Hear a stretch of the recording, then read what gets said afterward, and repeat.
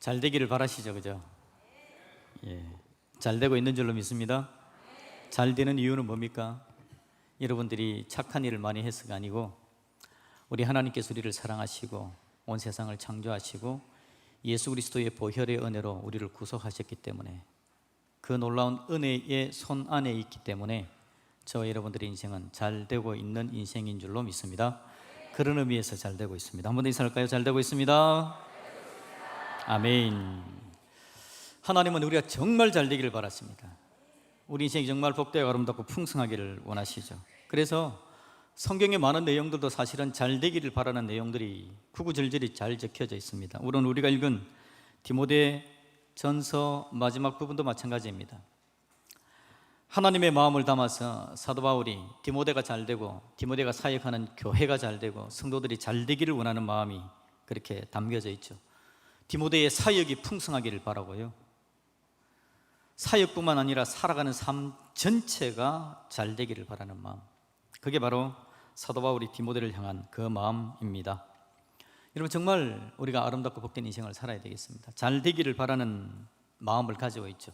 여러분, 잘 되기를 바란다라고 이야기할 때 우리가 하나 생각할 게 있는데요, 잘 되기를 바란다라는 말은 다른 말로 하면 잘 안 될 이유와 여건들이 있다라는 말입니다. 잘 안 될 이유와 여건이 없으면 잘 되기를 바랄 마음 가질 필요가 없죠. 그냥 잘 되는 거니까. 주위를 둘러보니까 우리가 잘 안 되게 만들 이유와 여건들이 쌓여져 있는 겁니다. 그걸 보니까 바울이 답답한 마음으로 잘 되기를 바라는, 그래서 이렇게 한번 살아보자라고 이야기하면서 잘 되기를 원하는 마음들을 가지고 있죠. 여러분, 우리가 잘 안 되게 만드는 게 뭐가 있을까요? 방금 우리가 11절을 읽었는데 10절 말씀 같이 한번 읽어볼까요? 여러분, 성경책 10절을 같이 한번 읽어봅니다. 시작. 돈을 사랑함이 일만 악의 뿌리가 되나니 이것을 탐내는 자들은 미혹을 받아 믿음에서 떠나 많은 근심으로 자기를 찔렀도다. 아멘. 우리가 너무 잘 아는 성경 구절이죠. 돈을 사랑하는 것이 뭐라고요? 일만 악의 뿌리가 된다라고 이야기합니다. 우리를 잘 안 되게, 잘 못 되게 만들어주는 이유 중에 하나가 바로 돈을 사랑하는 겁니다. 여러분, 돈은 나쁜 게 아닙니다. 돈 좋습니다. 그런데 뭐가 나쁘다고요? 돈을 사랑함이라는 거죠. 우리가 여러분 경제적인 활동을 해야 됩니다. 경제적인 부분이 있어야 살아갈 수 있죠. 그걸 하나님께서 우리에게 허락하신 일반 은총이기 때문에 그걸 잘 활용하고 잘 살아야 됩니다. 여러분, 돈 많이 버십시오. 아멘 하면 많이 버는데 여러분, 돈 많이 버시고 잘 사십시오. 그런데 뭐가 문제라고요? 돈을 사랑하는 것이 문제가 되어집니다. 항상 문제는 도살이고 우리를 못 살게 만듭니다. 여러분, 부자 되면 잘 사는 건가요? 부자 되세요 했습니다. 부자 됐습니다. 부자 되면 잘 사는 건가요? 부자가 여러분 얼마나 걱정이 많은지 모릅니다. 부자도 똑같은 고민과 갈등과 갈증 속에서 살아가는 거죠. 부자가 잘 사는 건 아닙니다. 돈을 사랑하는 것이 우리 삶 가운데 문제가 되어지는 거죠. 자, 연결해서 여러분 우리가 17절 말씀을 한번 읽어봅시다. 사도 바울이 지금 디모데 교회 사람들이 하나님 앞에서 잘 살기를 바라는 마음을 가지고 있는 거죠. 17절 읽어봅니다. 시작. 네가 이 세대에서 부한 자들을 명하여 마음을 높이지 말고 정함이 없는 재물에 소망을 두지 말고 오직 우리에게 모든 것을 후히 주사 누리게 하시는 하나님께 두며. 아멘. 이 시대 부한 자들에게 말을 해줘라. 마음을 높이지 말아라. 부자가 되었다고 마음을 높이는 거, 이게 여러분 돈을 사랑하는 마음이 되어지고요, 하나님의 은혜와 능력을 누리지 못하는, 잘 못 사는 방법이 되는 겁니다. 그래서 마음을 높이지 말고 어떻게 하라고요? 정함이 없는 재물에 소망을 두지 말고. 정함이 없는 재물이라는 건 뭘까요? 욕심으로, 잘못된 방법으로 가져야 될 것, 추구해야 될 것보다 더 많이, 이게 정함이 없는 재물에 소망을 두지 말고 어디에다가 소망을 두라 그럽니까? 오직 우리에게 모든 것을 후히 주사 누리게 하시는 하나님께 두며. 소망은 누구에게 두라고요? 하나님께 두는 겁니다. 소망은 하나님께 두는 거지, 소망은 돈에 두는 게 아닙니다. 소망은 재물에 두는 게 아닙니다. 소망은 하나님께 두어야 되는 거죠. 소망을 하나님께 두면 그 하나님께서 재물조차도 잘 다스리게 만들고, 그래서 아름답고 복된 인생으로 우리를 이끌어가는 거죠. 그래서 여러분, 이 재물, 정함이 없는 재물에 소망을 두는 게 바로 돈을 사랑하는 것이고, 돈을 사랑하는 것이 일만하게 뿌리가 되어지며, 일만하게 뿌리가 되어진 그 돈 때문에 우리 인생이 잘 못 살게 되어진다는 거죠. 하나님 우리가 잘 살기를 바라는데 은혜와 능력으로 우리 삶이 복되고 아름답기를 원하시는데 이런 요소들이 있다는 겁니다. 잘 못 살게 만드는 이유와 여건들이 우리 가운데 넘쳐난다는 거죠. 하나님 또 우리가 어떻게 살기를 원합니까? 18절 읽어볼까요? 시작. 선을 행하고 선한 사업을 많이 하고 나누어 주기를 좋아하며 너그러운 자가 되게 하라. 아멘. 여러분, 선한 행하고 선한 사업을 많이 하시기를 주님의 이름으로 축복합니다. 선한 일을 하는 사람이 그리스도인입니다. 선한 일을 하는 사람이 하나님을 섬기는 사람입니다. 나누어 주기를 좋아하라. 너그러운 자가 되어라. 여러분, 그렇게 되기를 주님의 이름으로 축복합니다. 나누어 주기를 좋아하고요, 너그럽게 살아가는 거 하나님께서 나에게 주신 걸 가지고. 자, 그런데 우리가 그렇게 살아야 되겠는데 우리 안에 그런 게 있죠. 하나님, 이만큼 주시면 제가 당연히 그렇게 살죠. 이만큼 주시면 제가 선한 일, 선한 사업하고 나누어 주기 좋아하고 그 다음에 너그럽게 살겠습니다. 지금은 조금 부족합니다. 여러분, 하나님 은혜 가운데 선한 사업, 선한 일을 행하고 나누어 주기 좋아하고 너그럽게 살려면 지금 있는 것으로 할 수 있는 만큼 하시기를 주님의 이름으로 축복드립니다. 그러면 지금 그렇게 해야 하나님이 주시는 은혜대로 내 삶이 그렇게 만들어져 가는 겁니다. 우리 하나님께서 우리가 그렇게 살기를 바랍니다. 그래서 선한 사업을 하라라고 이야기하는데요, 사업이라는 것은 계획이 있어야 되지 않습니까? 그래서 여러분, 계획을 좀 세우십시오. 치밀한 계획이 필요합니다. 선한 일을 하려면 계획이 있어야 합니다. 선한 사업을 할 계획을 세우십시오. 선하게 어떻게 살아갈까, 어떻게 나누어 줄까, 어떻게 너그럽게 할까, 이걸 계획을 세워야 되는 겁니다. 계획을 세우지 않으면 그냥 나중에 살다 보면 어떻게 되겠지, 절대 선한 일 안 합니다. 욕심만 가지고 내 주머니 채울 생각만 하지 누구를 나누어 주고 너그럽게 살아갈 마음을 갖지 않습니다. 계획을 세워야 되는 거죠. 여러분, 그렇게 잘 살기를 주님의 이름으로 축복드립니다. 벌써 이게 아멘 소리가 약하지 않습니까? 이게 쉬운 일이 아니고요, 그렇게 마음이 많이 가는 일이 아니거든요. 그래서 이게 지금 잘 안 되는 겁니다. 19절 한번 읽어볼까요? 시작. 이것이 자기를 위하여 좋은 틀을 쌓아 참된 생명을 취하게 하는 것이라. 아멘. 이런 삶을 살아야 어떻게 된다고요? 장래의 자기를 위하여 좋은 틀을 쌓고 참된 생명을 취하게 된답니다.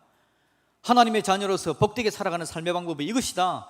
장래의 틀을 쌓는 것이다. 우리는 이 땅에서 오늘 하루만 살 자들이 아니고 이 땅을 살아가는 가운데 이 땅을 마치고 하나님과 함께 영원히 살 자들이기 때문에 그 영원의 생명을 취하고 살아갈 삶의 계획을 세워야 된다라고 우리에게 이야기를 해주는 거죠. 그렇게 살아가는 사람이 잘 사는 삶이다라는 겁니다. 그런데 그 잘 사는 삶을 돈을 사랑함이 방해를 합니다. 하나님 앞에 선하게 살지 않도록 방해를 하는 거죠. 자, 20절 읽어봅시다. 20절 시작. 디모데야,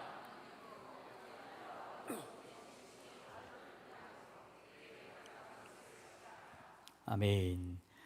망령되고 헛된 말, 거짓된 지식의 반론을 피해라 라고 이야기합니다. 우리가 하나님 앞에 잘 살아야 되는데 우리의 욕심적인 부분, 돈을 사랑함, 이것뿐만 아니고 잘못된 지식들, 헛된 말들, 이것들이 들어와서 우리의 마음을 빼앗아가 버리면 절대 잘 못 산다는 겁니다. 우리의 마음을 지켜내야 되는 거죠. 잘 지켜내서 하나님 인도하신 가운데 서야 되겠는데 우리의 마음은 얼마나 도둑질을 잘 당하는지 모릅니다. 정말 도둑질 잘 당합니다. 그리고 신천지가 우리 집 앞에다가 전국 교회 목사님과 성도들에게 이렇게 지금 하나를 딱 써붙여 놨더라고요. 그 종이를 하나 꽂아놨어요. 근데 우리 앞집에 보니까 안 붙여놨어. 우리 집은 광주드림교회에 써붙여 놓으니까. 그런데 오늘 일부 예배를 마치고 어느 분이 가면서 목사님, 심각하게요, 목사님, 우리 집에 교패 붙여놓은 거 혹시 떼면 안 됩니까? 왜요? 자기 집에만, 자기 라인에 한 라인에 복도식으로 쫙 있는데 자기 집 라인에만, 자기 집에만 편지 봉투 하나에 뭔가 편지를 적어가지고 딱 붙여놓고 갔다는 거죠. 자기 집에만 교패가 붙어 있어가지고. 그런데 문제는 뭐냐니까 자기 아이들이 그걸 떼가지고 이 봉투를 열고 내용을 막 읽어본다는 겁니다. 그게 신천지에서 막 하는 이야기들인데, 그래서 목사님, 애들도 그렇고 해서 그냥 이거 좀 교패를 없앴으면 좋겠습니다 라는 이야기를 하더라고요. 그리고 신천지가 지금 계속해서 공격을 해들어갑니다. 교패 붙인 집만 그냥 공격을 했어요. 써붙이고 막 이야기를 하는 거죠. 헛된 말, 헛된 생각들을 몰아붙이는 겁니다. 신천지뿐만 아닙니다. 이 세상을 살아가는 삶의 노하우들이 우리 가운데 엄청난 지식을 제공해주고 있습니다. 여러분, 요즘 모든 지식은 어디에서 제공받죠? 유튜브. 어디 살았습니까? 유튜브 봤습니다. 그런다.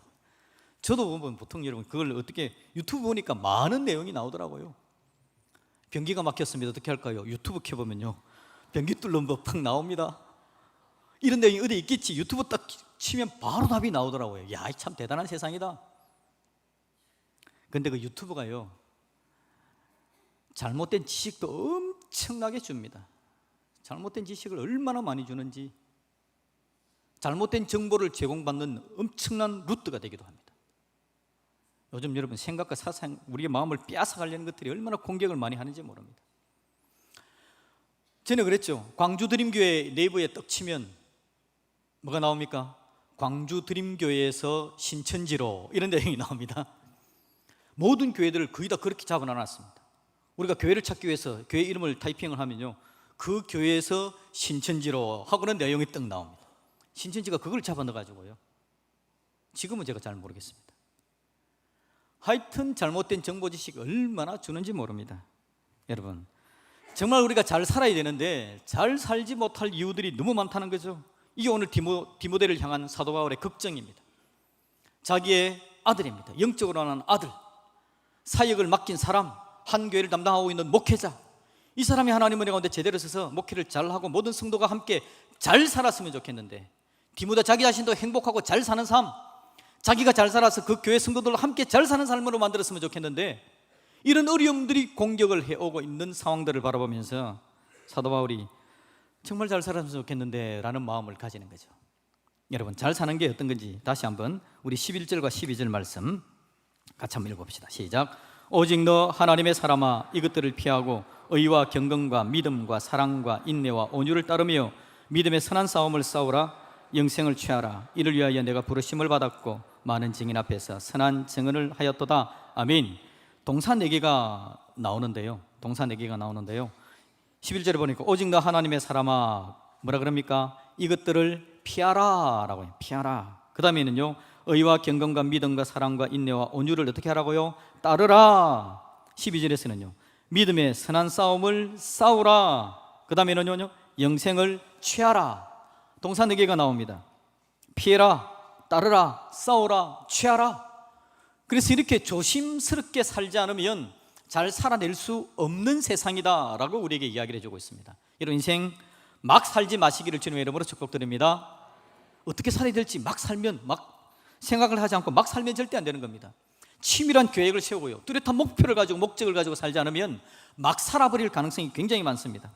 피하라고 한 것을 피하지 않고 붙들 수 있습니다. 따르라고 이야기한 것 아닌 다른 것을 따라갈 수가 있습니다. 선한 싸움을 싸우라라고 이야기하는데 악한 싸움을 싸울 수도 있습니다. 영생을 취하라라고 이야기했는데 영생을 놓쳐버릴 수도 있습니다. 정성스럽게 여러분 최선을 다해서 조심스럽게 우리 인생을 살아내야 되는 거죠. 이게 여러분 잘 살려고 하는데 방해하는 것들이 세상에 너무 많기 때문에 이야기하는 것입니다. 사도 바울은 이야기합니다. 네 인생이 실패하지 않았으면 좋겠다.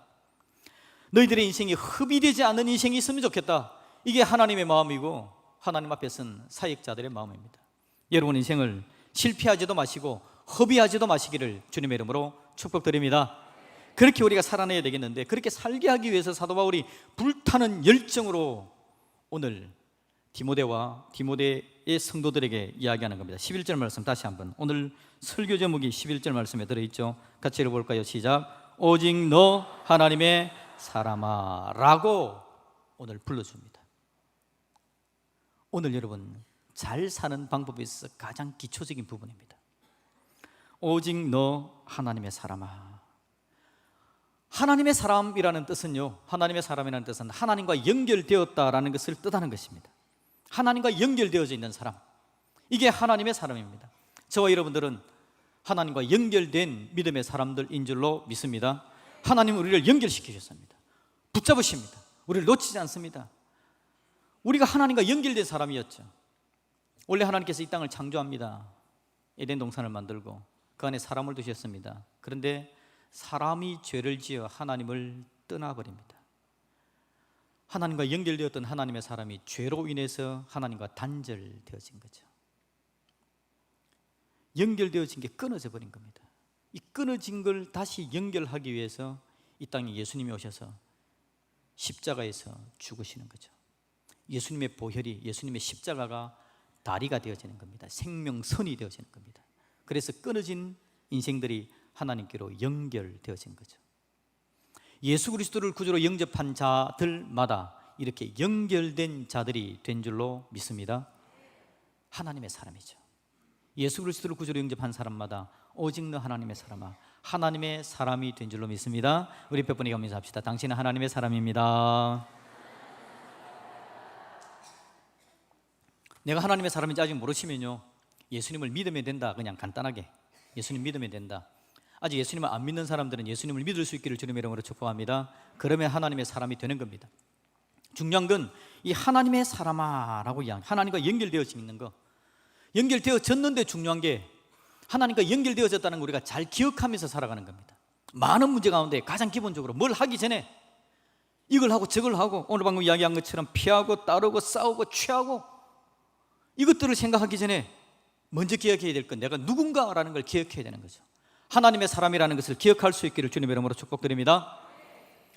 20년 전에 여러분, 아버지 학교라는 걸 도란노 서원에서 했습니다. 서울 온누리교회. 그래서 거기에 일하시는 장로님이 오셔가지고 제가 있던 교회에서 쭉 다른 이야기들을 해주면서 아버지 학교에서는 이걸 꼭 시킨다라고 이야기하면서, 그게 시키는 게 뭐냐니까 아버지들을 모아놓고 일어서서 손을 들고 구호를 외치듯이 시키는데, 하나님 내가 아버지입니다, 이 구호를 자꾸 시킨다고 이야기하더라고요. 하나님 내가 아버지입니다. 아버지에게 중요한 게 그겁니다. 아버지가 아버지인 줄도 모르고 살면 문제가 발생하는 거죠. 하나님 내가 아버지입니다 라고 이야기할 때는 아버지로서 살아가야 될 사람이다 라는 뜻입니다. 아버지의 역할을 해야 됩니다. 아버지로 살아야 됩니다. 아버지로 책임을 져야 됩니다. 아버지의 의무와 아버지의 권리를 누려야 될 사람입니다. 이런 의미가 포함되어진 게 하나님 내가 아버지입니다 라는 구함입니다. 구호죠. 우리 모든 아버지들이 아버지인 줄 알고 사시기를 주님의 이름으로 축복합니다. 그러면 세상 살면서 살아가는 삶의 방식이 달라질 겁니다. 피할 건 피하고, 따를 건 따르고, 싸울 건 싸우고, 취할 건 취하는 인생이 되어져 가는 거죠. 어머니들도 마찬가지일 것 같습니다. 하나님 내가 어머니입니다, 이런 이야기를 할 수 있어야 되는 거죠. 이게 얼마나 중요한지 모릅니다.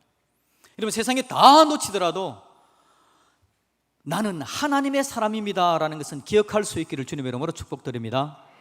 옛날에 신학대학원 다닐 때 어느 교수님이 설교자로서 꼭 기억해야 될 게 있는데, 그리고 뭔가를 숙제를 하고 논문을 적을 때 꼭 기억해야 되는데, 그 고래 심줄 같은 논지가 필요하다. 이걸 계속해서 우리한테 강조를 하셨어요.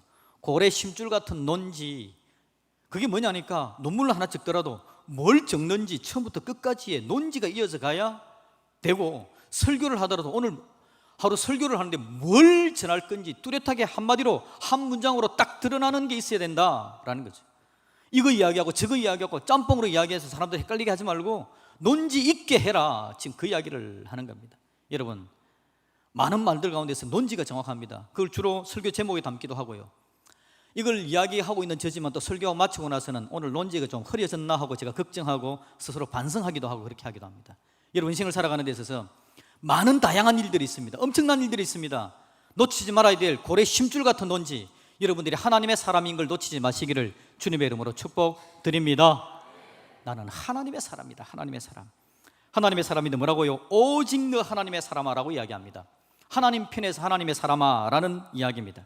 하나님 편에서 하나님께서 오직 너 하나님의 사람아라고 이야기할 때 의미는 뭐냐니까 하나님께서 오직 너만 본다라는 뜻입니다. 하나님은 여러분 전지전능하신 하나님이신 줄로 믿습니다. 그 전능하신 하나님께서는요, 오늘 이렇게 수백 명이 앉아있지만 우리 한 사람을 뚜렷하게 볼 수 있는 줄로 믿습니다. 일부 예배를 마치고 제가 여러분 제 창가에 있어서 밖을 보고 있는데 평소에 잘 안 나왔던 성도님이 나가더라고요. 근데 제가 예배 시간에 못 봤습니다. 예배 시간에 제가 못 봤는데 예배를 드리고 나가는 걸 봤습니다. 아, 내가 예배 시간에 못 봤는데 오셨구나 라고 생각했습니다. 저는 여러분 쭉 둘러보고 설교를 하는 것 같지만 누가 왔는지 잘 모릅니다. 그런데 어느 분은 그렇게 이야기하죠. 오늘 목사님 저보고 설교한 거죠. 저는 잘 보지도 못했는데. 그런데 여러분, 하나님은 우리를 뚜렷하게 보는 분이신 줄로 믿습니다. 한 명도 안 놓칩니다.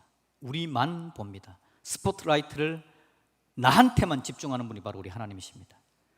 제가 이야기 한 번씩 하지만 한 번 더 할까요? 저를 비추서 한번 말씀을 드리면, 오늘 여러분들은 동원된 분들인데요, 누구를 위해서 동원됐다고요? 저를 위해서. 아르바이트 중에 여러분 꿀 알바라고 이야기하죠. 꿀 알바 중에 하나가 전에도 있었는데 요즘 잘 모르겠습니다만, 그 예식장에 동원되는 거 있잖아요. 친척 역할하고 친구 역할하고 심지어는 부케 받는 역할도 하고요.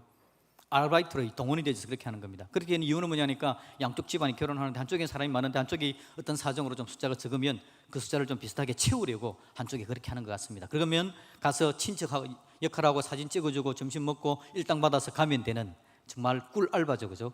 그런 거 있는데 사람들을 동원하는 거죠. 오늘 여러분들이 동원된 사람들입니다. 아르바이트비는 얼마나 받는지 몰라지만 저를 위해서. 오늘 제가 여러분 일주일 동안 설교를 준비했지 않습니까? 설교를 준비해가지고 설교를 해야 되는데 사람들이 안 나오면 제가 설교할 맛이 안 나잖아요. 그래서 하나님께서 여러분들을 다 동원시켜가지고 지금 제 설교 들으려고 동원시킨 겁니다. 아멘이라고 이야기하는 분 얼마나 감사한지 모르겠습니다. 저를 위주로 말한다 그랬습니다. 그럼 여러분 위주로 한번 이야기해 볼까요? 오늘 김 집사님, 우리 교회 김 집사님 많은데 한 분, 김 집사님, 제 마음에 들어오는 김 집사님 한 분 계십니다. 김 집사님으로 이야기한다면 그 김 집사님 때문에 우리 모두는 전부 다 동원된 사람들입니다. 하나님께서 지난 한 주 동안 김 집사님 때문에 저한테 말씀하셨어요. 너 설교 준비 안 하고 뭐하니? 김 집사님 한 사람한테 설교시키려고 하나님께서 저를 오늘 아침 일찍부터 깨워가지고 또 정리하게 만들고 정성껏 준비해서 설교를 할 수 있도록 김 집사님 한 사람 때문에 하나님께서 저를 동원시킨 겁니다. 여러분 옆에 있는 사람들 마찬가지입니다. 김 집사님 한 사람이 예배를 드려야 되는데 그 사람이 예배를 드리는데 주위에 사람이 없으면 이 공간에 예배가 허전하니까 우리를 동원시켜 놓은 겁니다. 고백할까요? 나는 김 집사님 때문에 동원된 사람입니다. 거꾸로 한번 이야기합시다. 옆에 있는 분에게 이야기 한번 합시다. 당신은 나 때문에 동원된 사람입니다. 우리 하나님은 우리를 함께 그렇게 만들어 놓았습니다. 각자를 동원시켜 주는 겁니다. 함께 하나님의 사랑에 집중받는 오직 너 하나님의 사람아. 하나님은 우리 한 사람 한 사람을 오직 한 사람만 보듯이 봐주시는 분, 그분이 바로 우리 하나님이신 줄로 믿습니다. 그래서 오직 너 하나님의 사람, 그런 우리이기 때문에 하나님의 사람아, 오직 너 하나님의 사람아라고 이야기할 때 얼마나 감사한지 모릅니다. 지금도 나만 집중해 주시는 그 하나님의 은혜, 그 하나님의 도우심, 그 하나님의 능력 때문에 우리의 살아가는 삶을 잘 살아낼 수 있는 자격과 여건을 갖춘 자가 바로 저와 여러분들인 줄로 믿습니다. 하나님 감사합니다. 저만 바라봐 주시니 힘을 얻어 하나님 은혜와 능력으로 잘 살겠습니다. 그렇게 우리가 고백하며 나아갈 수 있는 거죠. 그래서 오늘 바울이 디모데에게 오직 너 하나님의 사람아 라고 불러주는 겁니다. 여러분 옆에 분들에게 그렇게 늘 불러줄 수 있기를 주님의 이름으로 축복드립니다. 그 이야기를 나도 듣는 겁니다. 자, 그러면 우리 편에서 오직 너 하나님의 사람아는 어떤 의미일까요? 하나님께서 우리만 바라봐 준다면 우리도 하나님만 바라봐 줘야 되지 않겠습니까? 그게 오직 너 하나님의 사람아라는 말의 의미입니다. 중요한 건요, 우리가 하나님을 바라보지 않으면 큰일 난다라는 겁니다. 우리가 오직 하나님만 바라보지 않으면 우리 인생에 문제가 생깁니다. 우리도 오직 하나님밖에 없습니다. 하나님만 유일합니다. 내 살아가는 삶의 방식이 있어서 많은 일들이 있어 보이지만 하나님의 사람이라는 건 오직 하나님만 붙들고 하나님께서 원하는 삶을 살아내겠습니다 고백하는 저와 여러분들이기를 주님의 이름으로 축복드립니다. 그게 바로 오직 너 하나님의 사람아라는 말의 의미가 되는 겁니다. 하나님이 나만 바라보듯이 나도 하나님만 바라보며 하나님의 뜻을 붙들고 가겠습니다. 내 삶의 목적과 방법은 하나님이십니다. 하나님 당신이 내 삶의 목적이고 방법입니다 라고 고백하는 거죠. 우리 하나님 우리를 구원하시려고 예수 그리스도를 우리에게 보내주셨습니다. 우리에게 생명선을 주신 겁니다. 예수 그리스도 십자가는 생명선입니다. 그걸 붙들게 하는 거죠. 그걸 붙들고는 하나님의 사람으로 달려갈 수 있도록 만들어주는 겁니다. 말씀드렸듯이 세상은 이 생명선이신 예수님을 우리가 붙들어야 되는데 살아가는 삶의 많은 일들 가운데 잊어버리게 만드는 겁니다.